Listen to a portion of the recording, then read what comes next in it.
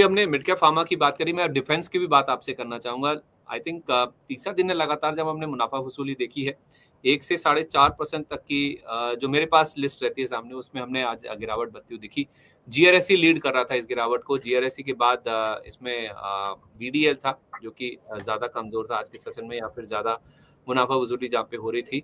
हाँ, 4.5% नीचे garden reach बंद हुआ। जीआरएससी भारत डायनेमिक्स में करीब 4%, डेटा पैटर्न्स में भी 3% से ज्यादा की कमजोरी थी, और कोचिन शिपयार्ड भी पीछे नहीं रहा। 3% के आसपास की गिरावट यहाँ भी थी। लंबी सूची है जहाँ पे आज मुनाफा वसूली हमने देखी। और जब से पॉलिसी आई है ना सर, मैं एक चीज नोटिस कर रहा हूँ, बाजार के पास जब तक एक विंडो नहीं था या फिर एक अपॉर्चुनिटी नहीं थी, कुछ डिसाइसिव नहीं दिख रहा था बैंकिंग फाइनेंशियल स्टॉक्स को लेकर, तब तक इनको भगाया जा रहा था, दौड़ाया जा रहा था। जैसे ही वो खबर आई, बैंकिंग में, फाइनेंशियल में पैसा शिफ्ट हुआ, यहाँ से पैसा निकलना शुरू हो गया, यहाँ पर प्रॉफिट बुकिंग शुरू होगी। मुझे बताइएगा सर अगर मैं गलत हूँ, मेरा एनालिसिस थोड़ा बताइएगा कि ठीक है या नहीं है, और करना क्या है आप डिफेंस स्टॉक्स में। सर परफेक्टली ओके है सर, आप जो बोल रहे हो। अगर हमने स्टार्टिंग में जो बैंक निफ्टी की बात की, जब 1800-1900 पॉइंट चला है तो 500 पॉइंट तो करेक्शन आ ही सकता है। अब जीआरसी की जो आप बात कर रहे हो सर, गार्डन ब्रिज की, इसका सर 1 महीने का चार्ट देखेंगे आप, अप्रैल 28 में सर ये स्टॉक था 1600 रुपए का, सिर्फ 1 मंथ बैक। अप्रैल 28, जून चल रहा है ना, थोड़ा सा और पीछे कर लेंगे तो आपको और ज्यादा दिखेगा। यहाँ से दिख रहा है सर 1600 रुपए का, देखिए आप 1 महीने में दिख रहा है सर 1600 रुपए का करीब का आपको स्टार्टिंग प्राइस दिख रहा है, करेक्ट। 1600 को 3000 में सर आपको मिल रहा है।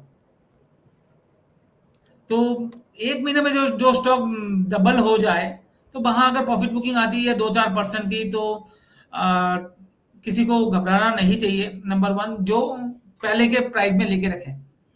आज जिन्होंने 3200 के रुपए में ले लिए, ऊपर के भाव में जाके ले लिए, तो उनके लिए तो थोड़ा सा टेंशन होता है। और जब भी आप ऊपर जाके लेते हैं तो प्लीज स्टॉप लॉस जरूर मेंटेन करें, जब आप ट्रेडिंग के पॉइंट ऑफ व्यू से दिमाग लगा रहे हैं मार्केट में, करेक्ट। तो अगर मैं बात करूं, मुझे ये स्टॉक बहुत अच्छा लग रहा है गार्डन ब्रिज। इसका सही लेवल ऐड करने का होगा 2800-2700 का लेवल अगर मिलता है तो वहां पर नया बाई किया जा सकता है। अगर है तो मेरे हिसाब से तो होल्ड रखें, बेचने की जल्दी ना करें।